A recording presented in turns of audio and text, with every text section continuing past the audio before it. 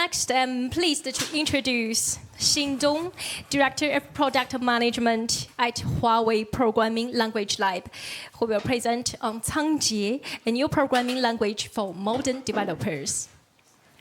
Welcome. The stage is for you, Mr. Xin Dong. So the green one is next, right?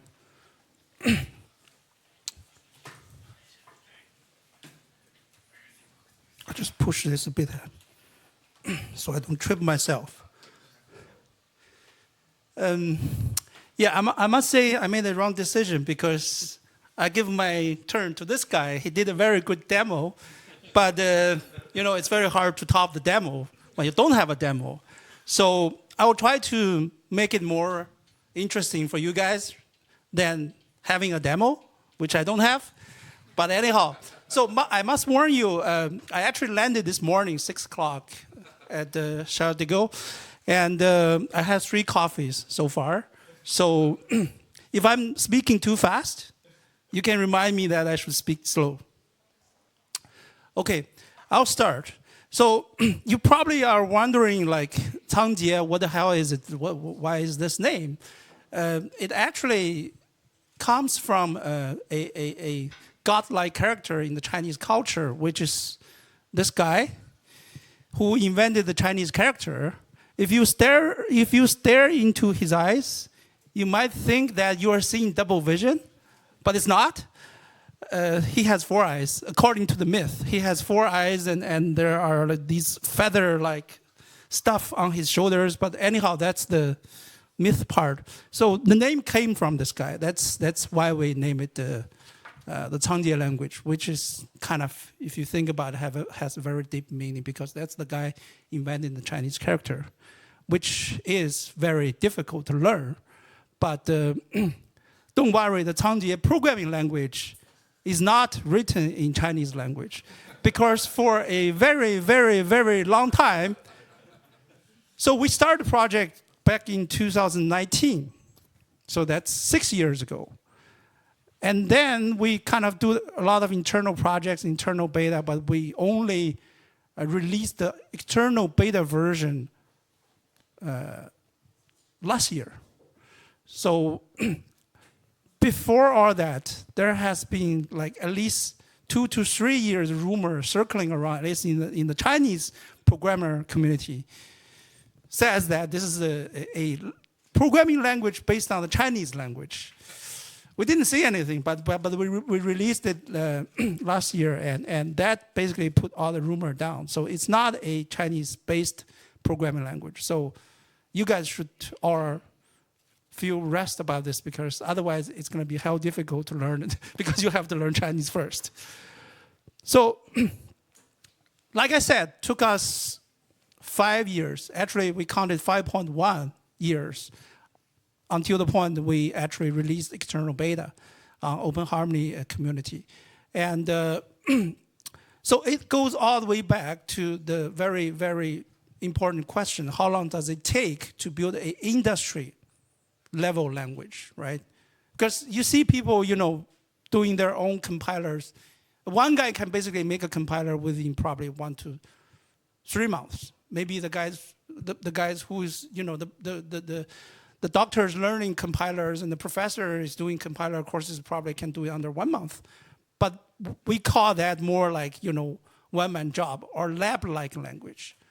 But to make a really industry-ready language, at least per our experience, it took us more than 5 years. So that's actually some of the quite hard lessons we have learned. So the team, we started around 2019. Then we did prototype.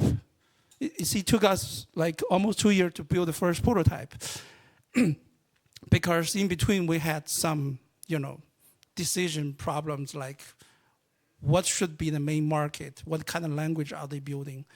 We have had a lot of internal debate.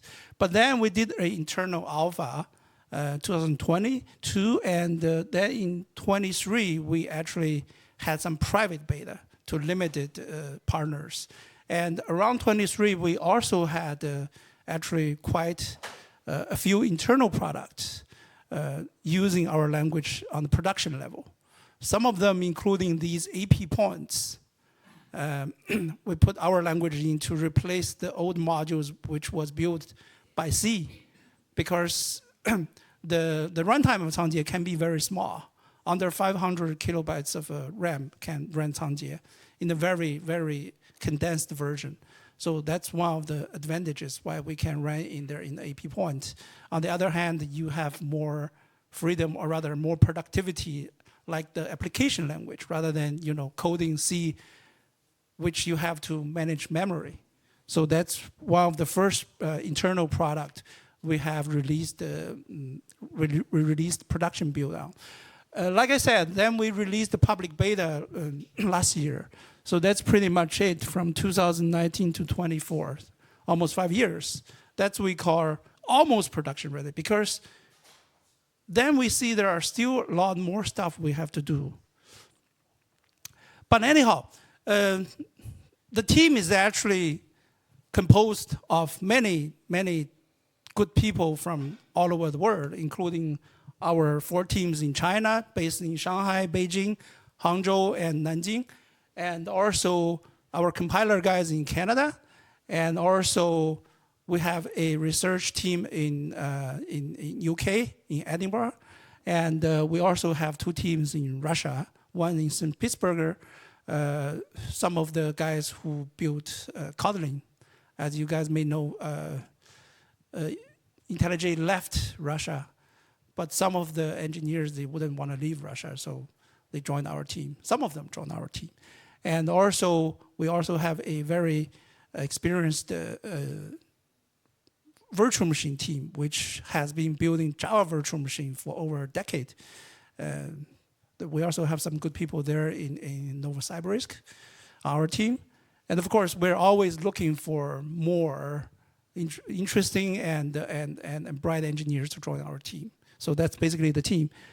We have around, I think, in total around 200 people and growing.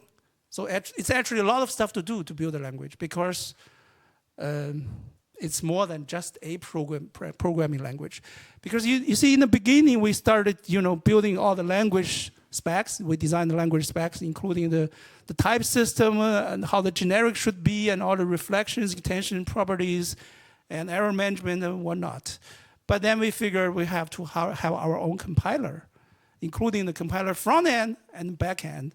And then we decided, okay, we have different markets, so we actually took the strategy of having multiple backends, have a virtual machine backends, and also have a compiler to SO backend. Basically, this is the one that can run faster, consuming less memory and stuff. But then these 2 guys will have to share some sort of intermediate language or IR, if you will. So we also designed that. So it's a lot of stuff we have to do. But you see, to have a language, that's only probably the first step to build a language. Because in order for a language to flourish in the community, you have to have applications, especially for application language. But you cannot directly have applications unless you have third-party libraries, and you have static libraries, and then you have frameworks and whatnot. Then you have to find a spot where probably you can win over other languages. This took us a lot more time and energy than building the language itself. Like I said, for example, we are able to run mobile apps on OpenHarmony, but more than OpenHarmony, which I can show later. And we are able to run cloud services, primarily on Linux, but we can also run on Windows and Mac, and also other ICT software like the one I mentioned earlier for our internal product. And to name a few examples, for example, so now we have, let me see, is laser not working? Am I pressing the wrong button? I guess laser is not working. All right. I'm not going to use a laser. So if you look at the right side, the blue part, so we put all these language stuff into Harmony OS, We thought that's enough for everybody to build a Harmony OS app. But then turns out, in order to have developers to be able to build the apps, they need APIs. I'm not talking about the standard libraries. I'm talking about the system APIs. For example, the ones giving you locations. The one is basically reading files. The one's basically reading images and converting images, all that. There are so far 30,000, over 30,000 APIs. So we build a lot of that. Right now we have about 12K, but that's growing. So we have to build all that. But then in order for a developer to write application in a language, even if he had all these APIs, you need a whole lot of support on the IDE. Then we also have an IDE team building all these plugins onto the system. So it took us a lot of time. So in the end, right now we are putting more people on the right side than the language side, because that's actually the hard step. So that's kind of hard lesson we have learned, and we're continuing learning a lot more in there. So like I said, it's more than just a language. To build a language, to make a language successful, it's always more than a language. That's what we have learned. Now, this is actually my favorite slide. I call it the programming language universe. Because if you look at, you think about it, why are there so many programming languages out there? So technically, one is enough. C is enough to build everything, right? You can use C to build everything. It's fast, and you can also use C to, to do graphic stuff and build applications. So technically, it's enough. But why are there so many programming languages out there? Because different languages, they focus on different things. At least there are 3 primary decision factors we have seen so far. That's very important. Number one, of course, if you look at the horizontal axis, it's a performance, right? C is very good at this. But then, if you look at the vertical axis, the productivity, C is very bad at this, right? Because you have to manage your own memory. That's difficult. At least it's difficult for a lot of developer who is building applications. They are not building systems. They don't want to know about how to manage the memories. They just want to, write some business logic, make the app run, right? So at least then now you have 2 decision factors.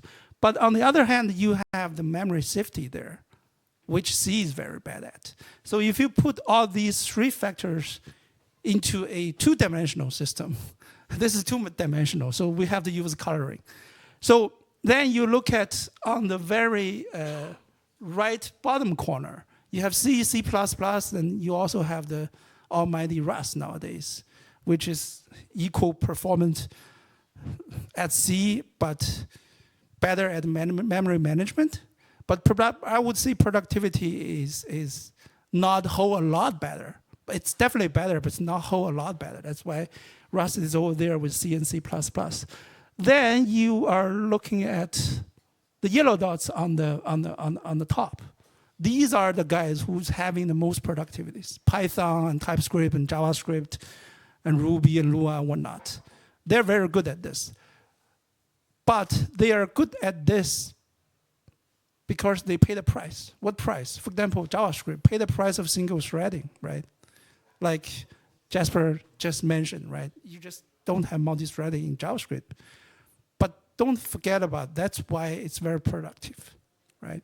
So these guys, they paid a lot of price on the performance, but in turn, they gain a lot on productivity. That's why you have a lot of people, whole lot of people liking this kind of language, right?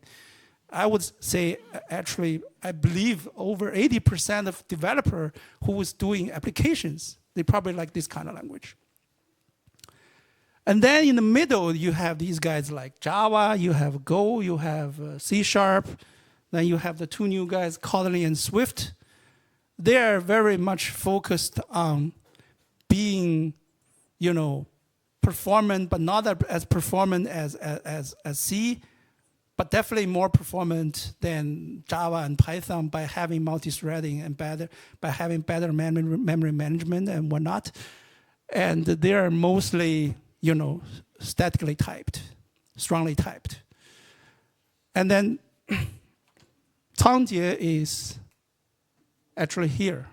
We're trying to be here. We're trying to be more performant the Java language and Swift language, and we are trying to stay within this quadrant, being strongly typed, being statically typed.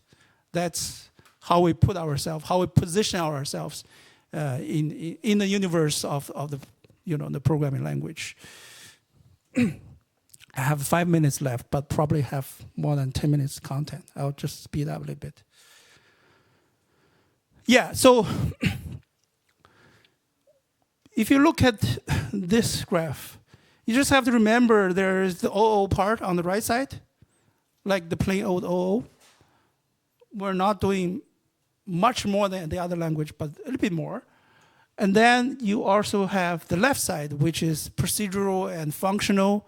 And in Cangjie, function is the first-class citizen. You can actually pass a function as a parameter and to a method, then later invoke that parameter with a bracket as a function.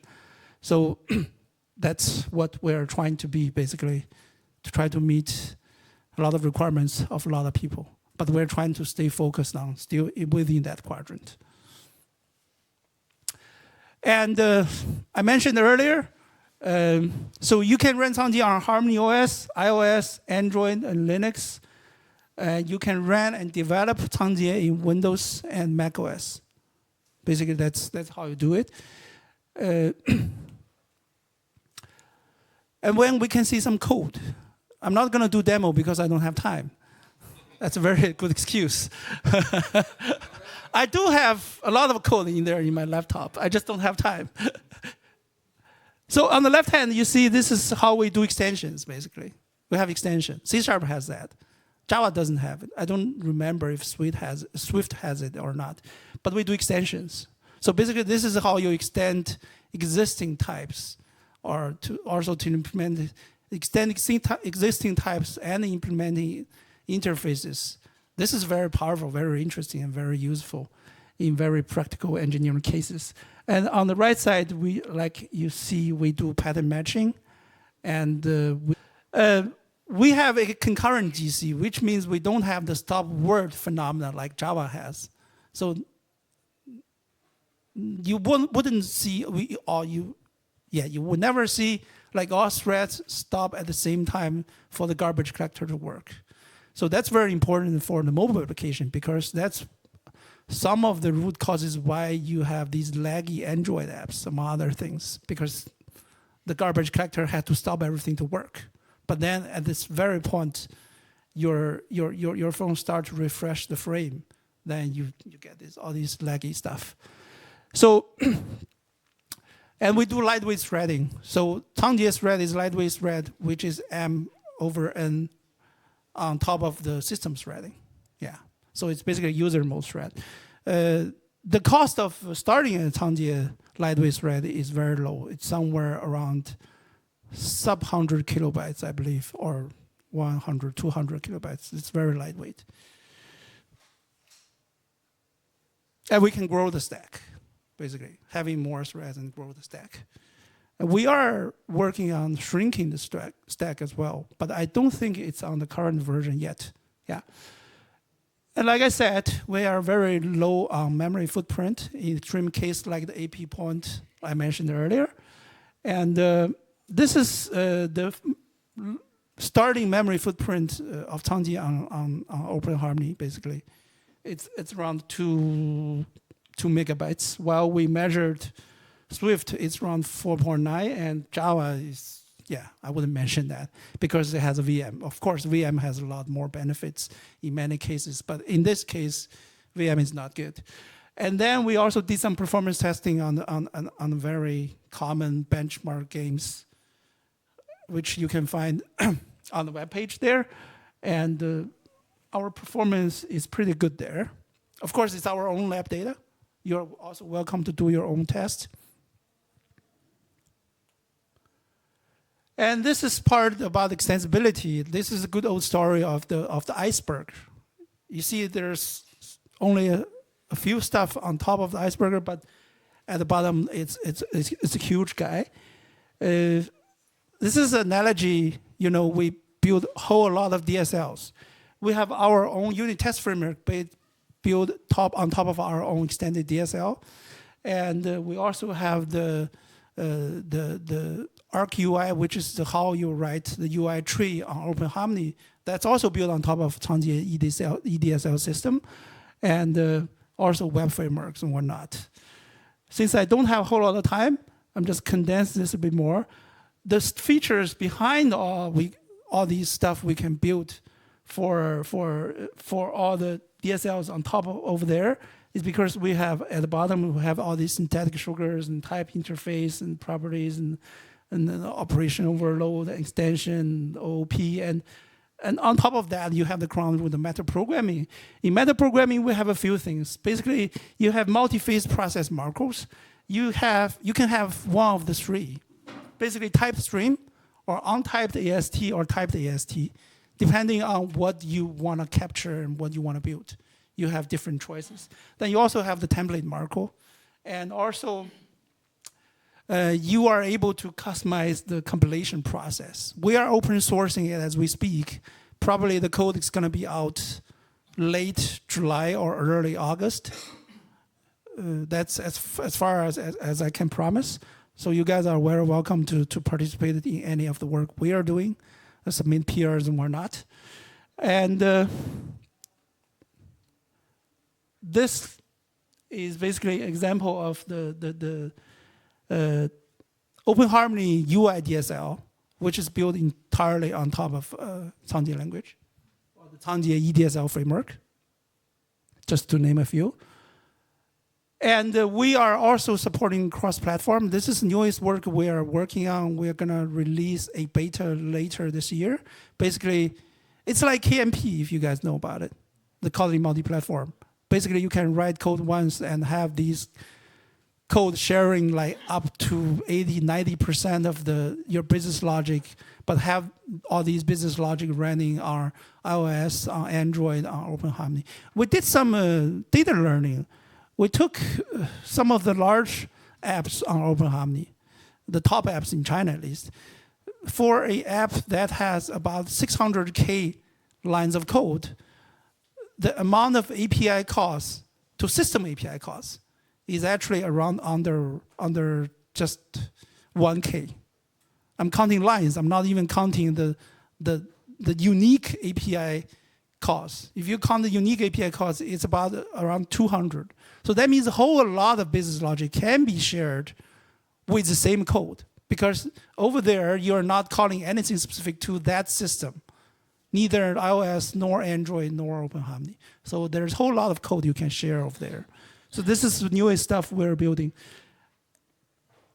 And we are taking care of, if you look at the picture on the right side, we are taking care of all these glue coding to the system, native APIs, for example, the Android APIs and iOS APIs or not, so that developers can only focus on the business logic and the part that's common, but they also have this way of writing specific code to a specific OS. That's baked in the native language feature. And since we are in the AI era, we have to talk about AI. I think my time is running out. I only have 3 slides left, so I'm going to speed up a little bit. So we also built what we call Cangjie Magic framework. Magic stands for Make Apps Grow Intelligence and Creativity. Very smart, huh? Took us a long time to figure that one out. We tried, but eventually, actually, over here, human mind actually wins out because we just didn't know what to call it, and then actually one of the guy our team came up with this. Actually, we did a presentation earlier this morning down there, so I'm not gonna go into more details in this guy. I only have 2 slides left to briefly talk about this guy. We already open sourced this framework. What it can do is actually using Cangjie as a language. We build on top of that with what we call Agent DSL to do like planning and invoking or talking to the large language model APIs, and also extensibility, like, nowadays everybody has to support MCP, right? And also other kind of toolings. We started doing toolings long before MCP, but then we see that this MCP is very interesting. We quickly supported it. And this is how the code looks like. So you just use this @agent, which basically tell it to invoke. We have inbuilt like large language model API servers, which gives you, for example, OpenAI servers and DeepSeek servers. You know, like the hosted service, but you can of course define yourself. And we also have this prompt pattern. We baked in around a dozen patterns, and we also have this dialogue feature, which actually can parse the data back in from the from the text into typed objects. That's very important and useful, I believe, especially in places you have to build UI features. And also, we have this what we call flow expression. Now, finally, we can use it here because you will have different situations where you have agents that's basically linear. Then that's how you express it with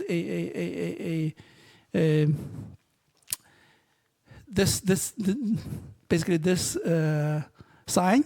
And then you also, in often cases, you have this master-slave cases. That's how expressed in the middle. And then you have this free group where every agent can talk to the other. You use the OR sign there. So basically, this is how more and more we can use DSL to alleviate developers from writing more code here. And this is basically how you put it all together with our DSL and with all the tool manager and executor, and also you can use MCP as some of the tool agent. And this is the end of it. Thank you very much. Thank you, Mr. Xin Dong, for your magic presentation for the Cangjie.